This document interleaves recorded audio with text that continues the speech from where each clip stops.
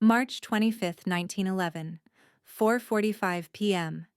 I had 15 minutes left in my shift when I smelled smoke. 15 minutes. That's all that stood between me and going home to my family. 15 minutes between normalcy and one of the deadliest workplace disasters in American history. My name was Rosa, and I was 16 years old. I worked on the ninth floor of the Triangle Shirtwaist Factory in New York City, and what happened that day, what I saw, what I survived, it would haunt me for the rest of my life. But before I tell you about the fire, before I tell you about the screaming and the flames and the bodies falling from the sky like broken dolls, I need you to understand something. I need you to understand what it was like to be me, to be us.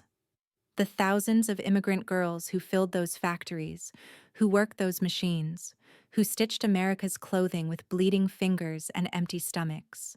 Because this isn't just a story about a fire.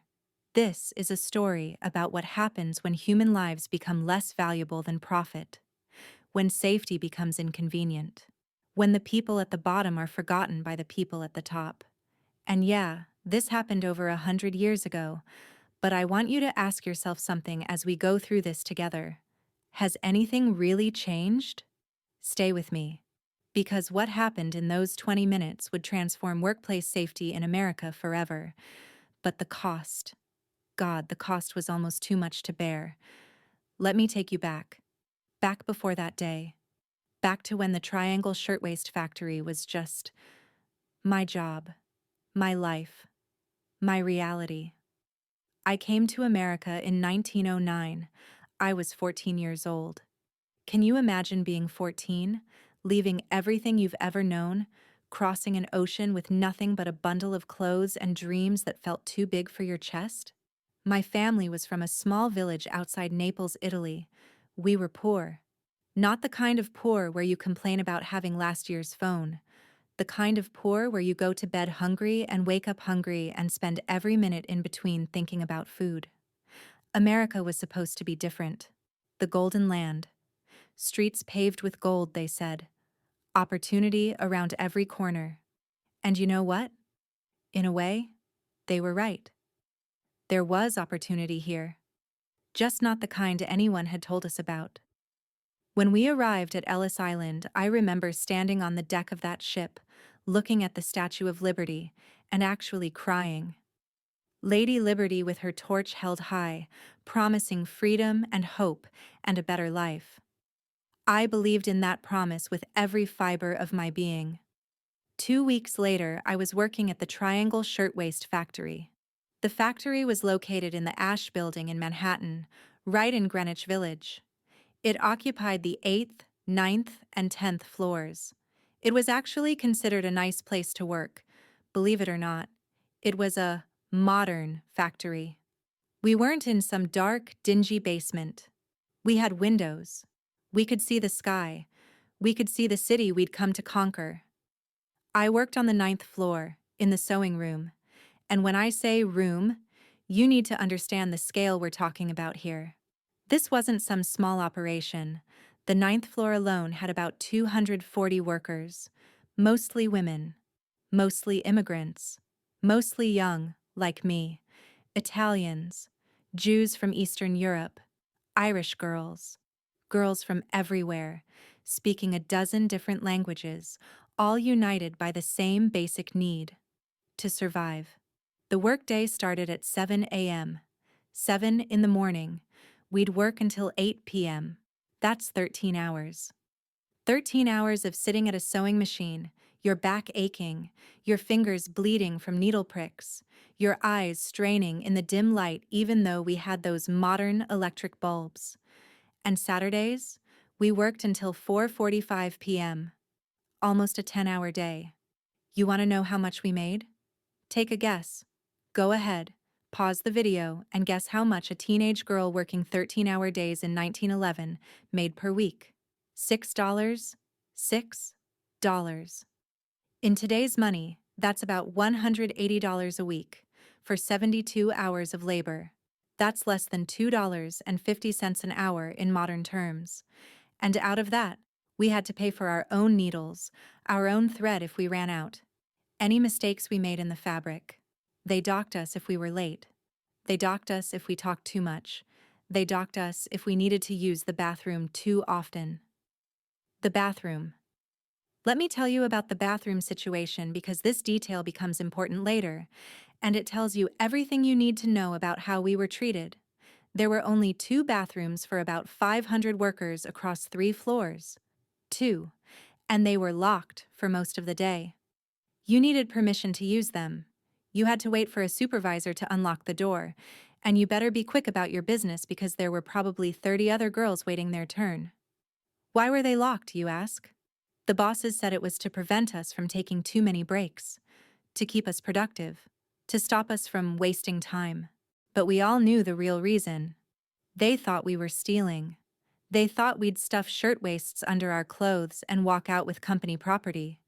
So they controlled when we could leave our stations. They controlled our bodies, our time, our dignity. Even the doors to the stairwells, the doors to the elevators.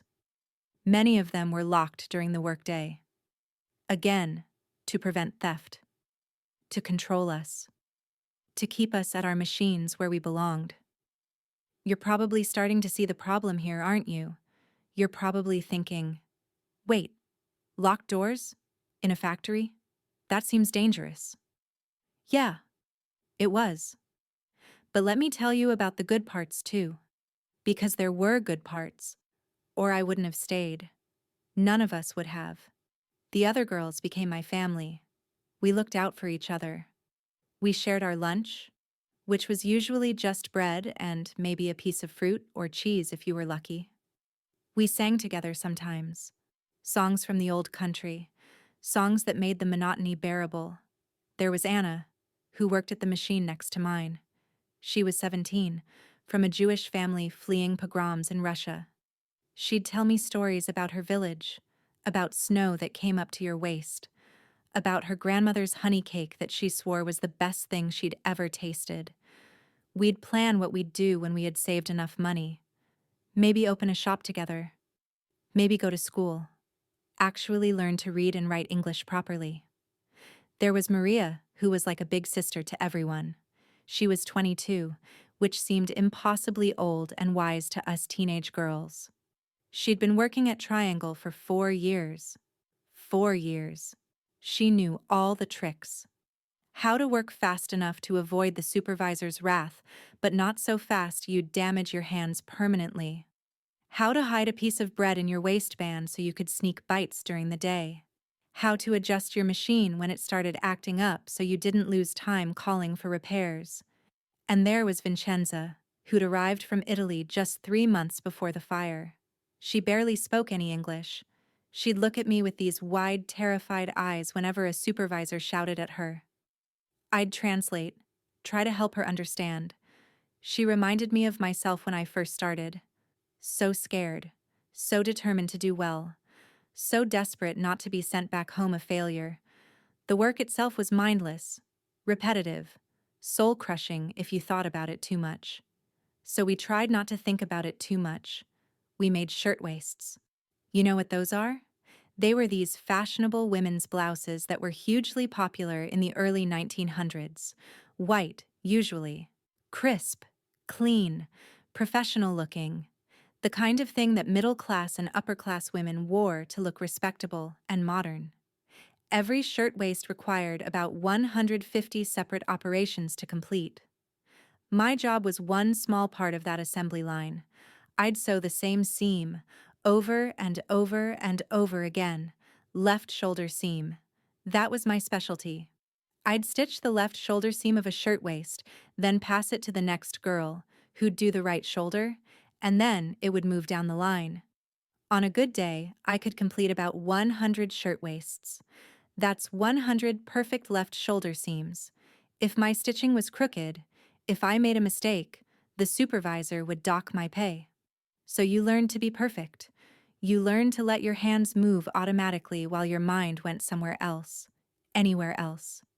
I'd dream about home sometimes while my fingers flew, about my mother's garden, about the orange trees that grew near our village. About Sunday dinners when we'd have pasta and everyone would be together, laughing and arguing and being a family. But mostly, I'd dream about the future, about saving enough money to bring my younger sisters over from Italy, about learning English well enough to get a better job, maybe in an office somewhere, about owning my own clothes, fancy ones like the shirtwaists we made, instead of the same two threadbare dresses I'd been wearing for 2 years. We all had dreams. That's what kept us going. Dreams and each other. The bosses, though, that's a different story. Max Blank and Isaac Harris owned the Triangle Shirtwaist Company. They were called the Shirtwaist Kings. And they were rich. Really, really rich. They made $400,000 to $600,000 in profit every year. In 1911 dollars. Do the math on that. We're talking millions in today's money. I saw them sometimes, walking through the factory floor. They'd be wearing expensive suits, gold watch chains glinting in the light from the windows. They'd inspect the work, nod approvingly at how efficiently their little empire was running, and then disappear upstairs to their offices. They never looked us in the eye. Not really. We weren't people to them. We were parts of the machine. Replaceable parts. If you got sick, you were fired. If you couldn't keep up, you were fired. If you complained, you were fired. There were 100 girls waiting outside those doors every day, desperate for any job, any wage, any chance to survive in this expensive, brutal city. So we kept our heads down. We worked. We endured. There had been a big strike in 1909, actually. The uprising of 20,000, they called it. Thousands of garment workers, mostly women, walked off their jobs demanding better pay, better hours, safer conditions. I remember hearing about it, wishing I'd been in America to be part of it. Some factories made changes after that strike, agreed to shorter hours, better pay, safer conditions. But Triangle, the Shirtwaist Kings, they fought it. They hired thugs to beat up striking workers. They bribed police to arrest the protesters. They refused to recognize the union. And eventually, they won. The workers went back, and nothing fundamental changed. Sure, they made some token gestures. They said they'd improve things. But locked doors stayed locked. Fire escapes stayed inaccessible. Safety remained an afterthought. Because safety costs money. And money was more important than us. I'm not saying this to make you feel sorry for me. Or for us. I'm telling you this so you understand the context. So you understand that what happened on March 25th wasn't just bad luck or an unfortunate accident. It was inevitable. When you trap 500 people in a building with locked doors, no fire drills, no sprinkler system, no adequate fire escapes, and then surround them with flammable materials, what do you think is going to happen? But we didn't think about that. Not really. We couldn't. If we thought too much about the danger, we'd never be able to work. We'd be paralyzed with fear. So we joked instead. Dark jokes, the kind you make when you're young and feel invincible even though you're not. We'd say things like, well, at least if there's a fire, we won't have to finish our shift. And we'd laugh, because what else could we do? Anna used to say that if she was going to die, she wanted it to be quick. Not like my grandmother, she'd say, wasting away slowly. If I go, I want it to be fast. Over before I even know what's happening. I think about that conversation a lot. About how she got her wish. About how many of us got our wishes that day. In the worst possible way. March 25th, 1911 started like any other Saturday. I woke up in the tiny tenement apartment I shared with my aunt and uncle and 3 cousins. We all slept in the same room, mattresses on the floor, whatever privacy we could steal with hanging sheets as dividers. It was cramped. It was loud. Someone was always crying or coughing or snoring, but it was home. I put on my work dress, the brown one, because I was saving the gray one for church tomorrow, and wrapped my shawl around my shoulders. March in New York is still cold. the kind of cold that gets into your bones and stays there. My aunt had saved me a piece of bread for breakfast. Just bread, nothing on it. But I was grateful.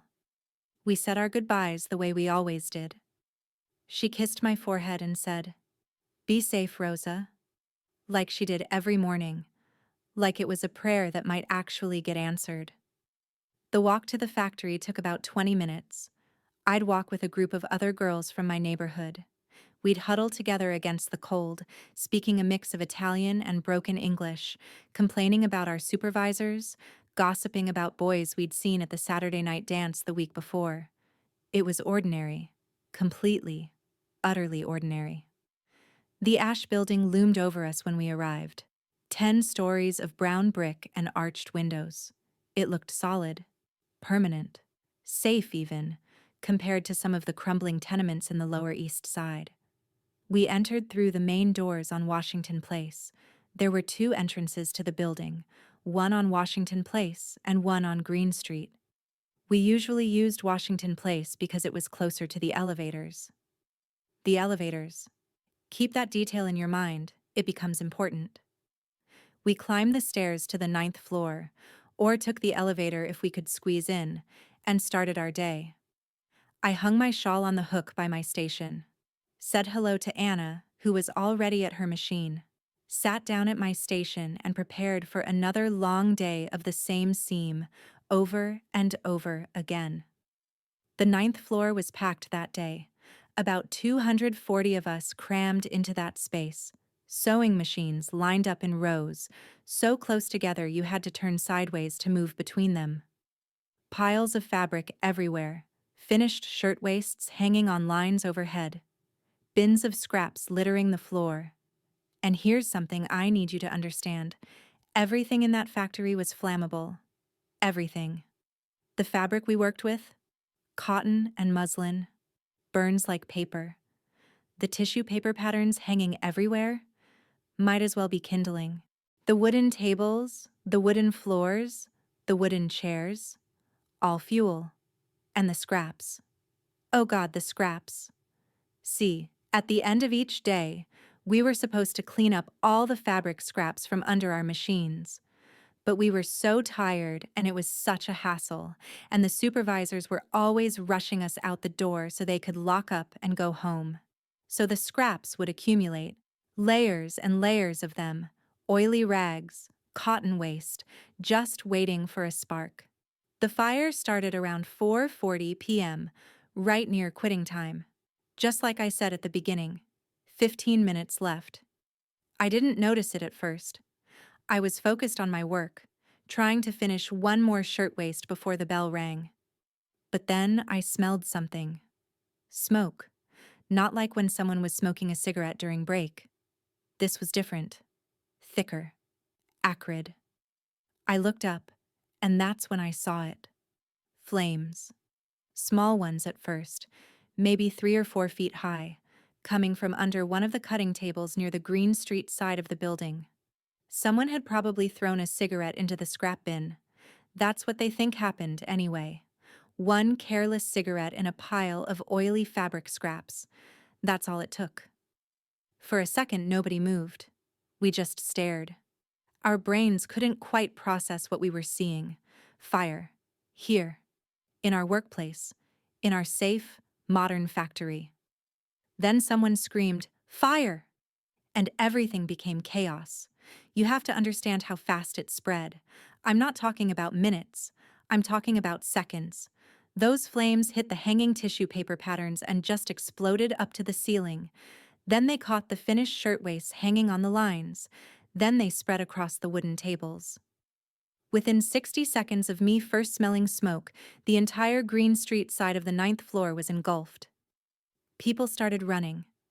Everyone at once. All 240 of us trying to get to the exits. Screaming, shoving. Panic like you can't imagine. There were 4 possible ways out of the 9th floor. 4. And I'm going to tell you about each one because this is where you really understand how trapped we were. Option 1. The Washington Place stairwell. This was the closest exit for most of us. But guess what? The door opened inward, inward, and with hundreds of panicked people pressing against it from the inside, it wouldn't budge. We were literally trapping ourselves. Girls were crushed against that door, screaming, clawing, trying to get it to open while the fire got closer and closer. Option 2. The Green Street stairwell. This one was already blocked by flames. The fire had started on that side of the building, remember? You couldn't even get close to it without your skin blistering from the heat. Option 3. The fire escape. There was one fire escape on the building, a narrow iron thing attached to the back wall. It looked sturdy enough. It wasn't. It had been poorly maintained and couldn't support much weight. And the ladder at the bottom only went down to the second floor. Not the ground. The second floor. You had to drop the rest of the way. Option 4. The elevators. There were 2 of them. And here's the thing about the elevators that saved my life and killed so many others. The elevator operators, Giuseppe Zito and Gaspar Mortillo, were heroes. Absolute heroes.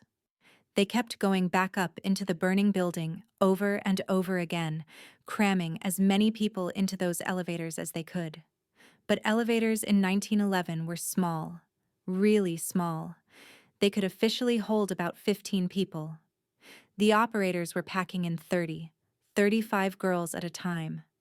Bodies pressed together so tight you couldn't breathe. And even then, even with them making multiple trips, there wasn't time to save everyone. I was one of the lucky ones. I made it to the Washington Place elevator. I don't even remember running there. My body just moved on instinct. I remember Anna next to me, her hand clutching my arm so hard it left bruises. I remember the crush of bodies, the screaming, the heat getting more intense by the second. The elevator door opened and it was already full. Completely full. But people kept pushing forward anyway. The operator was yelling, "No more! No more!" But nobody listened. We were animals. Pure survival instinct. We'd claw over each other, push each other aside, anything to get into that elevator. I got pushed forward by the crowd behind me. I fell into the elevator, landed on someone, felt someone else land on me. Anna was there too. I could hear her crying. The door closed. God, I don't know how it closed with how packed we were. And we started descending. The elevator ride down felt like it took hours. In reality, it was probably 30 seconds. We were all crying. Some girls were praying in languages I didn't understand. Someone was being sick from fear. The smell of smoke was everywhere. When the doors opened on the ground floor, we spilled out like water breaking through a dam. People were screaming at us, trying to help us, but all I could think was, I'm alive. I'm out. I'm safe. But Anna was pulling on my arm, screaming something. I couldn't understand her at first. Then I realized. Vincenza! Vincenza is still up there. Vincenza. Little Vincenza, who couldn't speak English, who probably didn't even understand what fire meant when people started screaming, who was probably still sitting at her machine, confused, waiting for someone to tell her what to do. I looked back at the building. The 8th and 9th floors were glowing, orange and red light pouring from the windows. And as I watched, something fell from one of those windows. At first, I thought it was a bundle of fabric, that someone was throwing materials out to save them. That would make sense, right? Save what you can? But then I saw another one fall. And another. And that's when my brain finally processed what I was seeing. Those weren't bundles of fabric. Those were people. Girls. Women. Jumping from the 9th floor. From the 8th floor. Their clothes on fire. Or the smoke too thick to breathe. Or the heat too intense. And they chose to jump rather than burn. Can you imagine making that choice? Can you imagine the moment when staying becomes worse than falling 9 stories to the concrete? I watched them fall. We all did. The crowd that had gathered on the street, the firefighters who were arriving, The police, everyone just standing there watching as body after body plummeted from those windows. Some jumped together, holding hands, friends, sisters, refusing to die alone. They hit the pavement with sounds I can still hear in my nightmares. Not screaming. They didn't scream on the way down. Just the impact. Wet. Final. The firefighters had their nets out trying to catch people, but those nets were designed for people jumping from 2, maybe 3 stories. Not 9. The force of the falling bodies tore right through the nets. Bodies just smashed through them like the nets weren't even there. After the first few jumpers tore through the nets, the firefighters gave up trying. What was the point? They just stood there, helpless, watching the same as the rest of us. I remember one firefighter sitting down on the curb and just sobbing. This grown man, trained to handle emergencies, completely broken by what he was seeing. Anna was screaming. I was screaming. We were all screaming, but it didn't matter. There was nothing anyone could do. The firefighters tried. I'll give them that. They got their ladders up as fast as they could, but their tallest ladder only reached the 6th floor. The 6th? The fire was on 8 and 9. Those ladders might as well have been toys for all the good they did. They got their hoses going, spraying water up at the building, but the water couldn't reach high enough either. They were trying to fight a 9th-floor fire with equipment designed for 6-story buildings, because the Ash Building was one of the new skyscrapers, 10 stories high, taller than most buildings in the city. And nobody had thought to update fire safety equipment to match. Nobody had thought about a lot of things. The fire burned for about 20 minutes. 20 minutes from the first flame to the last ember. That's all it took to destroy everything. To kill 146 people, to change history. 20 minutes. I stood on that street with Anna, both of us covered in soot and tear-streaked and trembling, and watched the building burn, watched bodies continue to fall, counted them. 1, 2, 5, 10, 20. Stopped counting when I couldn't keep the numbers straight anymore. At some point, the elevators stopped coming. The operators had made their last trips. Giuseppe and Gaspar had saved dozens of lives with their bravery, but even they couldn't keep going forever. The heat got too intense. The elevator shafts started filling with smoke. They had to stop. The girls still up there, the ones who hadn't made it to the elevators in time, they had 3 choices: burn, suffocate, or jump. Most chose to jump. I saw girls lining up at the windows like they were waiting for a bus. Orderly. Calm, almost. Helping each other up onto the windowsills. Holding each other one last time. And then, stepping out into nothing. There was one girl, I don't know her name, I never knew her name, who stood in the window frame for a long time. She was just standing there, her skirt already smoking, flames visible behind her. She looked down at the street, at the crowd watching, at the pile of bodies already on the pavement. She was young, maybe my age, maybe younger. She crossed herself. I saw her do it. A Catholic, like me. One hand to her forehead, her chest, her shoulders. One final prayer, and then she stepped out. She didn't jump. She didn't fall. She stepped out like she was stepping through a doorway into the next room. So calm. So deliberate. I think about her all the time. I wonder if she was scared. I wonder if stepping out into the air brought her some kind of peace. I wonder if in those few seconds before she hit the ground, she felt free. By 5:15 p.m. it was over. The fire was out. The building was still standing, which felt wrong somehow. It should have collapsed. It should have crumbled. Instead, it just stood there, blackened and smoking, while the street below was covered in bodies. The police started setting up barriers, trying to keep the crowd back. But families were arriving. Mothers and fathers and siblings and husbands, all frantic, all screaming names, all desperate to know if their loved ones had made it out. There was this one mother, I'll never forget her. She was walking down the street, looking at the bodies, lifting up the sheets the police had put over them, checking faces. And she was so calm. Too calm. She'd just walk to the next body, lift the sheet, look at the face, shake her head, move on. She did this for maybe 20 bodies, and then she found her daughter. She didn't scream. She didn't cry. She just knelt down on the pavement next to the body, put the sheet back over her daughter's face so gently, so carefully, and then she lay down next to her, curled up on the cold, wet, bloody street and held her dead daughter like she was putting her to bed. The police had to carry her away eventually. She didn't want to leave. She kept reaching back toward her daughter, saying something in Yiddish I couldn't understand, but I didn't need to understand the words to know what she was saying. Anna and I stayed on the street for hours. We didn't know what else to do. We couldn't go home. We needed to know who had survived, who had died. We needed to find out about Vincenza. They started bringing bodies to a temporary morgue at the charity's pier. That's where families would have to go to identify their dead.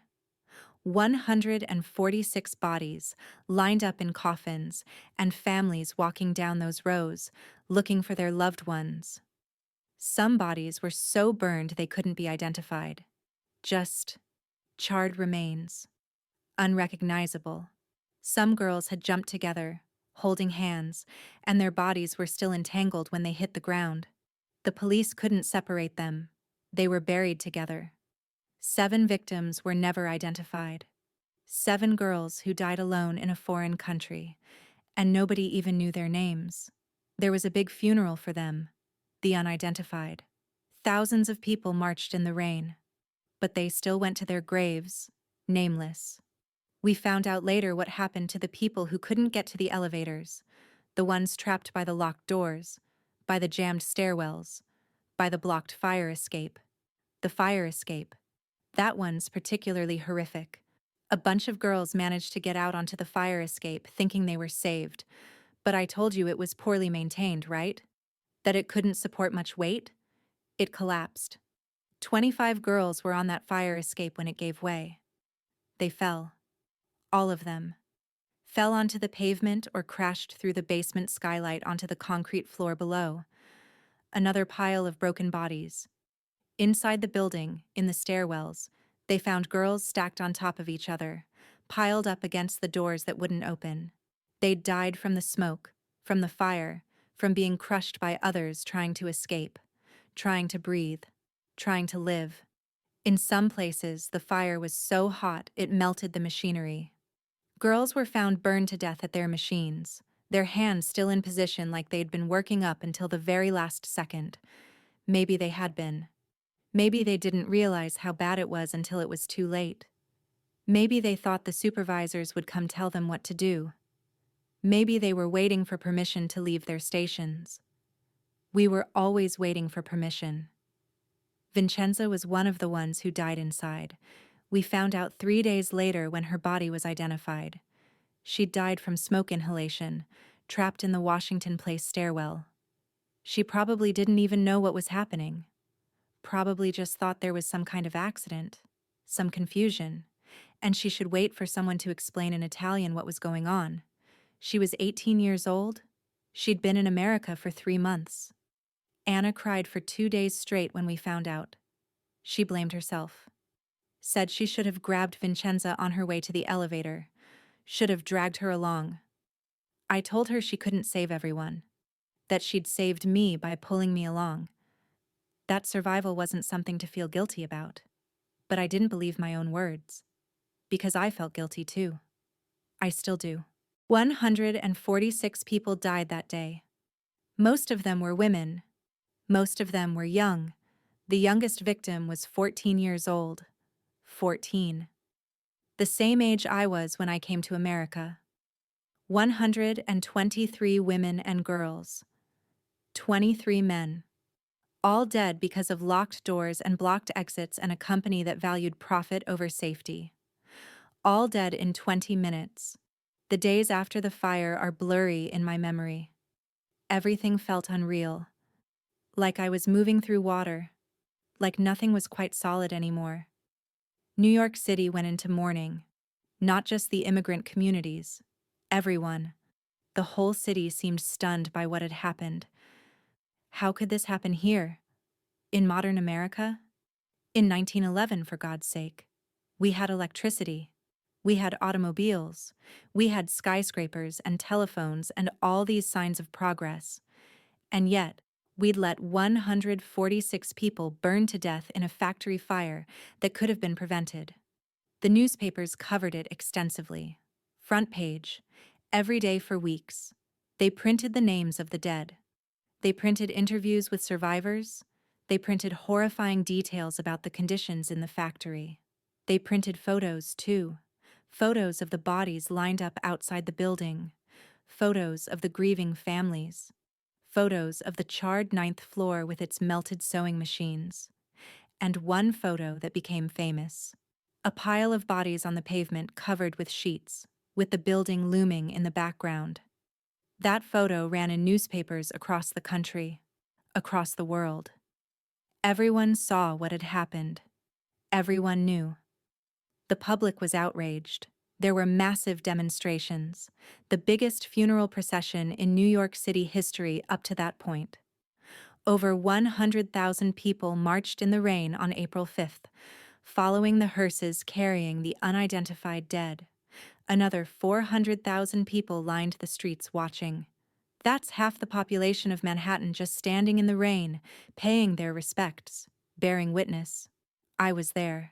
Anna and I marched together, wearing black, carrying signs demanding justice. We marched for miles. My feet were bleeding by the end, but I didn't care. It felt like the only thing I could do, the only way to honor the girls who didn't make it. The city set up a relief fund for survivors and families of victims. Rich people donated. Unions donated. Regular working people donated what little they could. They raised over $100,000, which was distributed to families who'd lost breadwinners, to survivors who'd been injured, to orphans who'd lost their parents in the fire. I got $25 from that fund. $25 for surviving, for having nightmares, for flinching every time I smelled smoke, for not being able to close my eyes without seeing bodies fall. $25 seemed about right. The owners, Blank and Harris, remember them? The Shirtwaist Kings? They were arrested and charged with manslaughter. First-degree and second-degree manslaughter for 146 counts. I thought, finally, they'd face consequences. Finally, there would be justice. The trial happened in December 1911. I didn't attend. I couldn't. I couldn't sit in a courtroom and look at their faces, hear them defend themselves, listen to their lawyers explain why it wasn't really their fault. But Anna went to some of the proceedings. She'd come back and tell me what happened. And what happened was nothing. The prosecution couldn't prove that Blank and Harris knew the doors were locked. That was the key element. Did they personally, specifically, know that on the day of the fire, the doors were locked? The defense argued that it was supervisors who locked the doors, not the owners themselves. That Blank and Harris couldn't be held responsible for decisions made by their subordinates. Never mind that it was company policy. Never mind that locked doors had been standard practice for years. Never mind that multiple survivors testified about the locked doors, about asking supervisors to unlock them, about knowing they were trapped. The jury deliberated for less than 2 hours. 2 hours to decide the fate of 146 lives. They acquitted Blanc and Harris of all charges. When Anna told me the verdict, I didn't react at first. I just sat there. I think I'd known, deep down, that this would happen. That men like that don't face real consequences, that the system protects people with money and power, but knowing it intellectually and feeling it are two different things. I cried that night. Not gentle tears, loud, ugly, angry sobbing that came from somewhere deep and dark inside me. I cried for Vincenza, for all the girls whose names I knew and the ones I didn't. for the families who'd never get justice, for the fact that 146 people died and nobody would be held responsible. Anna held me while I cried. She was crying too. We just sat on the floor of our tenement apartment, two teenage girls who'd survived hell, and we cried because the world had proven once again that we didn't matter. The civil lawsuits went better, at least. 23 families sued Triangle for wrongful death. The company eventually settled. Know how much they paid per death? $75. $75 per life lost. That's what we were worth to them. Less than 2 weeks' salary. But you know what really gets me? What really shows you how much they cared about what happened? Blank and Harris collected insurance money on the fire. A lot of insurance money. They'd actually overinsured their property right before the fire, which led to some people speculating that maybe they'd set it deliberately. Nothing was ever proven, but the timing was suspicious. They collected about $60,000 more than the value of what they'd lost. After paying out the settlements to families, they still profited from the fire. 146 people died and Blanc and Harris made money. They opened another factory within a few months, called it the Diamond Waste Company, and in 1913, just 2 years after the Triangle Fire, Blanc was arrested again. For what? For locking the doors in his new factory. He was fined $20. $20. Let that sink in for a moment. 146 people dead. National outrage. The biggest funeral procession in New York history. And 2 years later, the same man is still locking doors, and the punishment is a $20 fine. That's when I realized that nothing was going to change. Not really. Not in any way that mattered. But I was wrong. Sort of.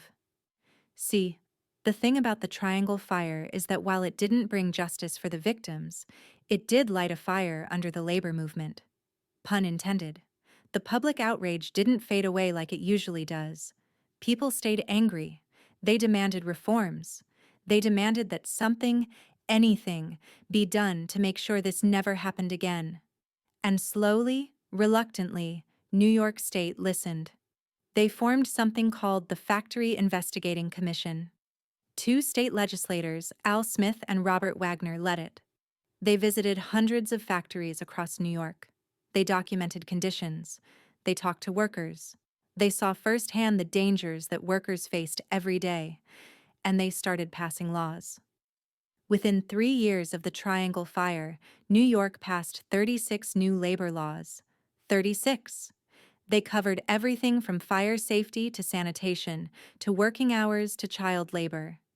They required adequate fire escapes on all factory buildings, fire drills to be conducted regularly, sprinkler systems in factories over 7 stories, unlocked exits during working hours, fire alarms, proper ventilation, maximum hours for women and children, better bathroom facilities, adequate lighting. They created systems for factory inspections.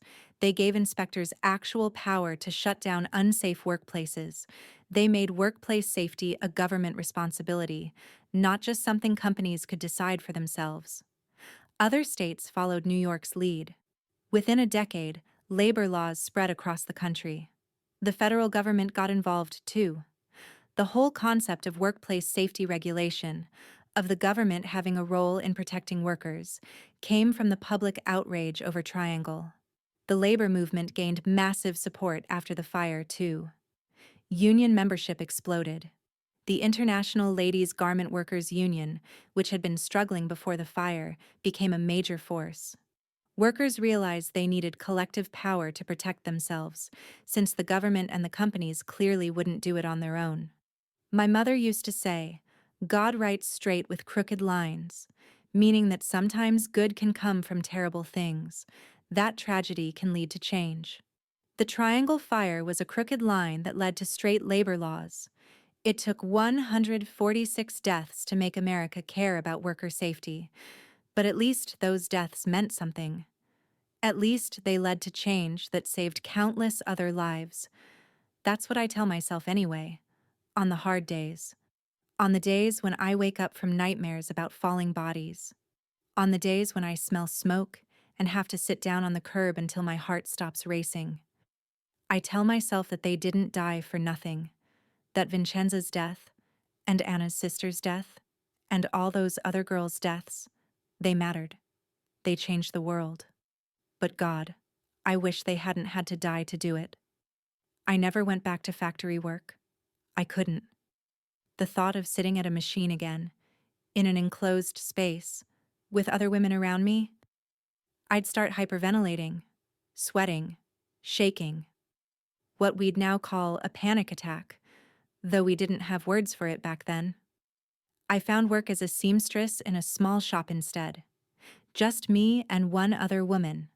I insisted on being near a door. An unlocked door. The owner thought I was crazy, but she let me set up my station right by the exit. I checked that door every day, multiple times a day. Just touched the handle to make sure it opened. To make sure I could get out. To remind myself that I wasn't trapped. Anna and I stayed close for years. We needed each other. We were the only ones who understood what the other had been through. We'd meet for coffee once a week, sit in a cafe, and just be together. Sometimes we'd talk about that day. Sometimes we wouldn't. It didn't matter. Just being with someone who understood was enough. She eventually moved to California in 1920, got married, had kids. We wrote letters back and forth for a while, but we lost touch over the years. I hope she was happy.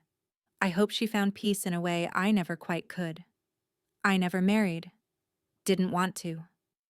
The thought of being responsible for children, of bringing new lives into a world that could be so cruel, so indifferent to suffering, I couldn't do it. I threw myself into the labor movement instead. That became my purpose. My reason for surviving when so many others hadn't. I spoke at rallies, told my story over and over again, testified before government committees, demanded safer working conditions, better labor laws, protection for workers. I became, in a small way, part of the change that the Triangle fire sparked. People would sometimes ask me if I was bitter, if I was angry. And yes, of course I was. I am. I'm angry that 146 people had to die before anyone cared. I'm angry that Blank and Harris never faced real justice. I'm angry that I can't smell smoke without panicking. I'm angry that I watched my friends die while the people responsible made money. But anger without action is just poison. So I channeled it, used it, turned it into something that might, maybe, prevent other girls from going through what we did. Every time I heard about a new labor law being passed, every time I saw a fire escape being installed on a factory, every time I learned about a union contract that guaranteed better conditions, I thought about Vincenza, about all of them. And I thought, this is because of you. You did this. Their deaths bought these changes. It's a terrible price to pay, but at least it was paid for something. It's 1961 now as I'm telling you this story. 50 years since the fire. I'm 66 years old, and I've lived longer than most of the girls who died that day ever got to. A lot has changed in 50 years. We have OSHA now, the Occupational Safety and Health Administration, federal workplace safety standards. Unions are powerful. Workers have rights. You can't lock factory doors during working hours. You can't trap people in unsafe conditions. At least, not legally. But I'll tell you something that hasn't changed. People are still willing to cut corners on safety if it saves them money. Companies still try to avoid regulations. Politicians still listen more to corporate donors than to workers. Human nature hasn't changed. The struggle hasn't ended. It's just taken different forms. I read in the newspaper recently about factory fires in other countries, places where they make clothes for American companies. Hundreds of people trapped in burning buildings because the exits were locked or blocked, because the building wasn't up to code, because safety cost too much. And I think, God help me, we haven't learned anything. We've just exported the problem. The Triangle Fire happened in New York because that's where the workers were. Now it happens in Bangladesh or China or wherever labor is cheap and regulations are weak. But it's the same story. The same locked doors. The same companies prioritizing profit over lives. The clothes are still being made. The corners are still being cut. The workers are still dying. Just not where Americans can see it anymore. That's what haunts me most, I think. That we learned the lesson for ourselves, but forgot to apply it universally. That American workers are protected, but the woman in Bangladesh making clothes for American consumers, she's not. She's still locked in, still trapped, still waiting for her triangle moment. We put up a memorial on the building where I worked, a plaque. It lists all the names of the dead. Every year on March 25th, there's a ceremony. People gather. They read the names aloud, they remember. But I wonder sometimes if remembering is enough, if memorial plaques and ceremonies make any real difference, if the people shopping at department stores, buying shirtwaists or whatever the modern equivalent is, if they ever think about who made their clothes, if they care about the conditions in the factories.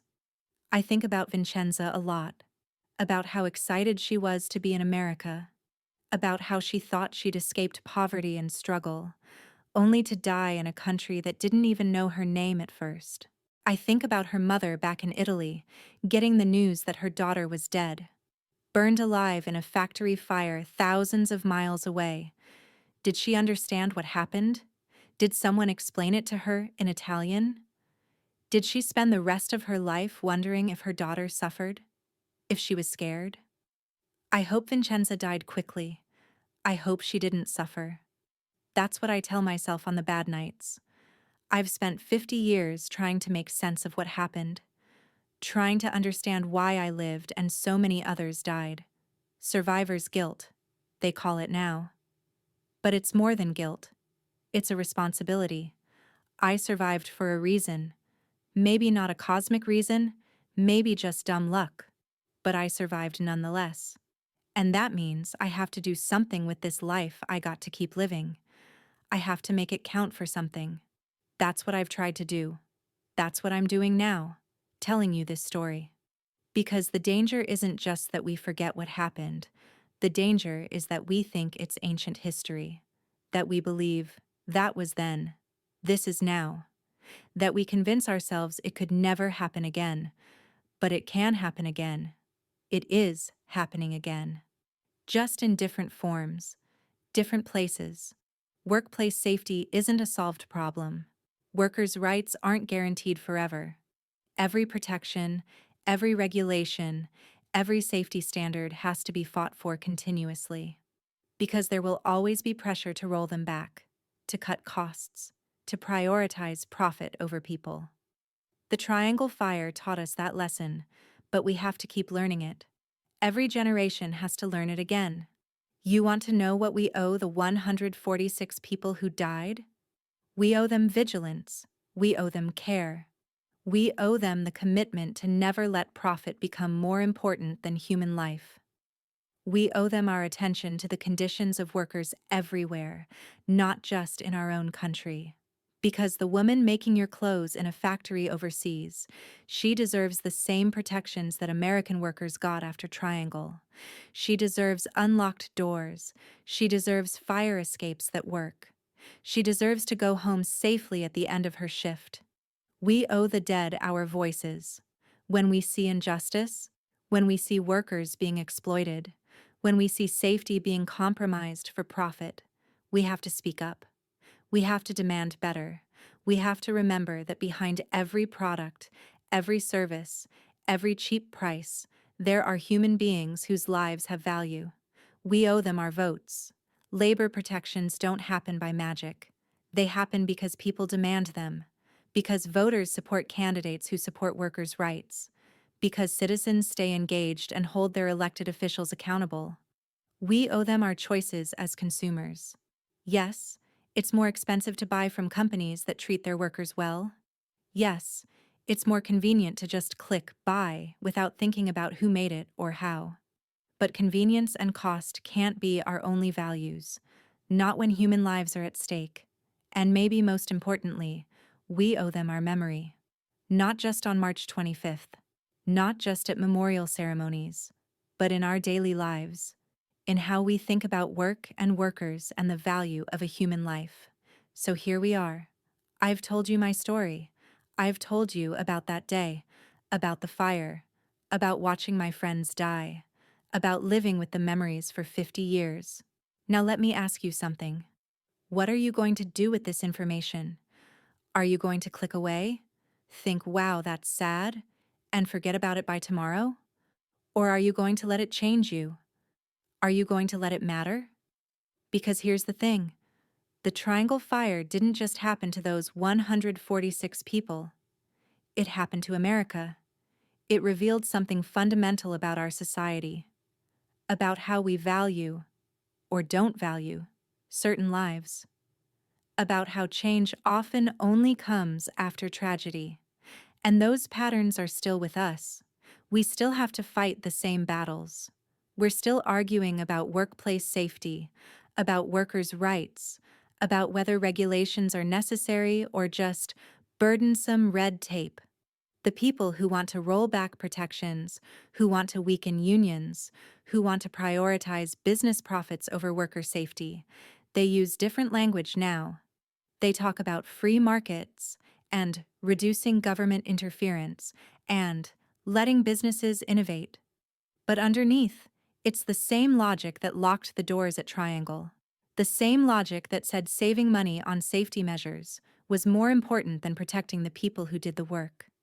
Don't let them get away with it.